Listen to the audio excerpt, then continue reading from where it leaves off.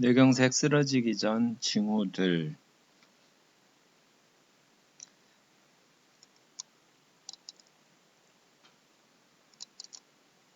현대인은 바쁜 것을 마치 자랑하듯 입에 달고 살아간다.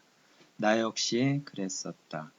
뭔지 모를 바쁨에 나를 맡기고 살아갔다. 바쁘지 않으면 삶이 아닌 듯. 바쁘게 살아가고 있었다.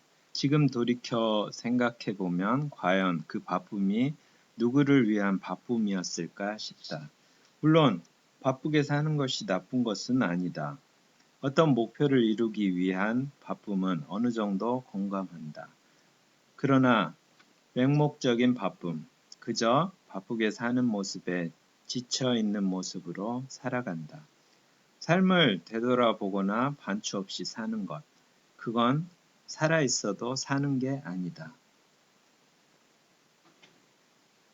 리암 니슨 주연의 영화 애프터 라이프에 보면 리암 니슨이 장의사로 나옵니다. 무료하게 살아가는 여자를 죽이고 죽은 것으로 위장하여 탈출의 기회를 주지만 삶의 의미를 찾지 못하고 그냥 죽어가는 것을 선택하는 조금은 의외의 영화를 본 적이 있습니다. 장의사인 리암 니슨은 그 여자에게 이런 얘기를 합니다.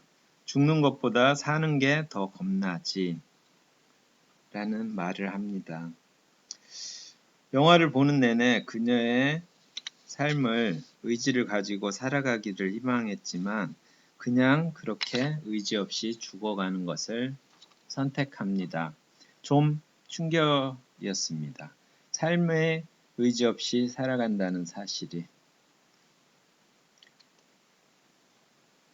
정신없이 바쁘게 살다 보면 놓치는 게 많습니다. 그 첫 번째가 건강입니다. 바쁘면 건강관리를 제대로 못합니다. 바쁠수록 건강을 살피고 돌봐야 함을 머리로는 알지만 실천하지는 못하게 됩니다. 건강할 때는 건강관리를 생각하지 않고 살아갑니다. 흔히 몸에 이상이 생겼을 때 비로소 건강관리를 시작합니다. 마치 소 잃고 외양간 고치는 격으로. 그러나 건강관리는 건강할 때 시작하는 게 좋습니다. 알지만 건강할 때는 건강 생각 안 하게 되고 못하게 됩니다. 저 역시 그러했습니다. 건강할 때는 건강관리를 안 하게 됩니다. 몸에 이상이 생기고 쓰러지고 나서야 건강관리의 중요성을 깨닫게 되었습니다. 참 아이러니합니다. 꼭 몸에 이상이 생기고 쓰러지고 나서야 건강관리의 중요성을 깨닫게 되는 게 말입니다. 건강할 때는 생각하지 못합니다. 쓰러지고 나서 불편함을.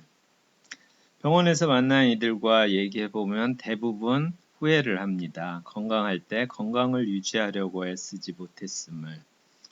또는 너무 심하게 관리하다가 쓰러져서 오신 분도 있습니다. 너무 안 한 것도 너무 심하게 하는 것도 문제입니다. 건강을 유지하기 위해 적당한 운동은 필수입니다. 적당함을 찾는 것도 본인의 몫인 것 같습니다. 본인에게 맞는 운동을 찾아서 꾸준하게 하는 것이야말로 건강을 위해 하는 좋은 습관입니다. 정신없이 바쁘게 살다 보면 놓치는 것 두 번째는 가족입니다. 쓰러지고 나서 가족의 소중함을 깨닫게 되는 것은 정말 아이러니합니다. 내가 쓰러졌을 때 나를 가장 가까이서 돌보는 이도 나를 일으키게 만든 이도 가족입니다. 그렇습니다.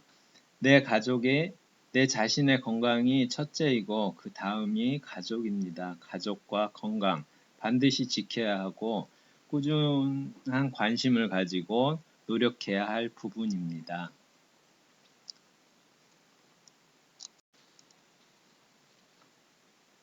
쓰러지기 전 징후들로는 첫 번째 고혈압을 들 수 있습니다. 침묵의 살인자 고혈압. 고혈압은 겉으로 나타나는 것이 없습니다. 주기적인 혈압 체크가 없으면 모르고 지내게 된다고 하여 침묵의 살인자라는 별칭으로 고혈압을 이야기합니다. 혈압이 들쭉날쭉이었습니다. 정상 혈압 시 혈압이 수축 시 120 이하, 이완 시 80 이하가 정상인데 저 같은 경우는 어쩔 때는 140, 150 이상을 상회하고 산책을 한 바퀴 돌고 나면 정상 혈압을 나타나곤 했습니다.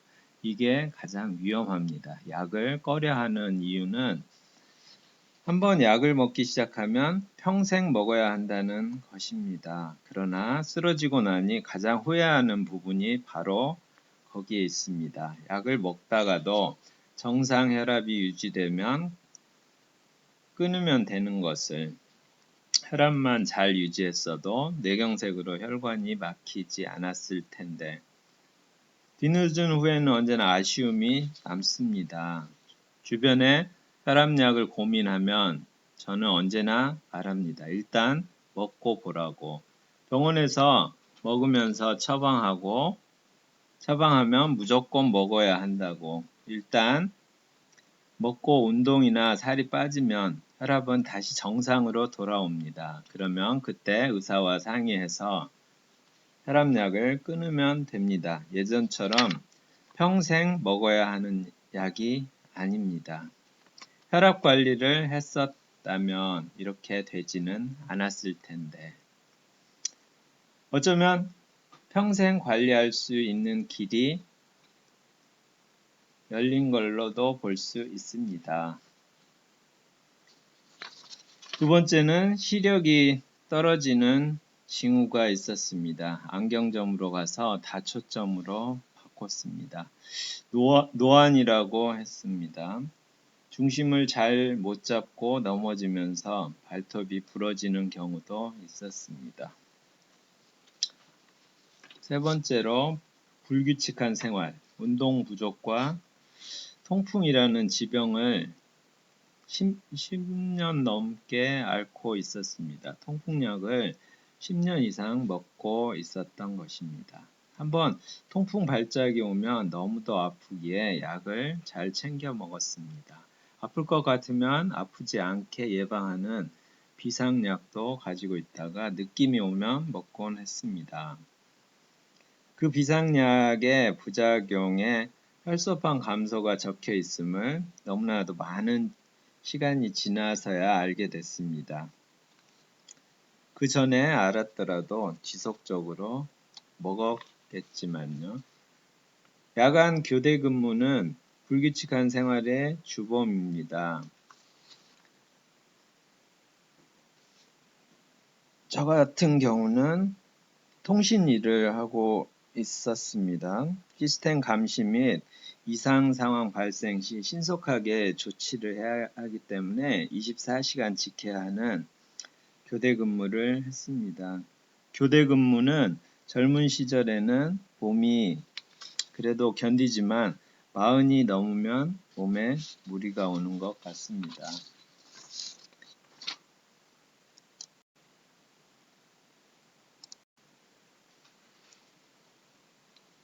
마지막으로 늘어난 몸무게입니다.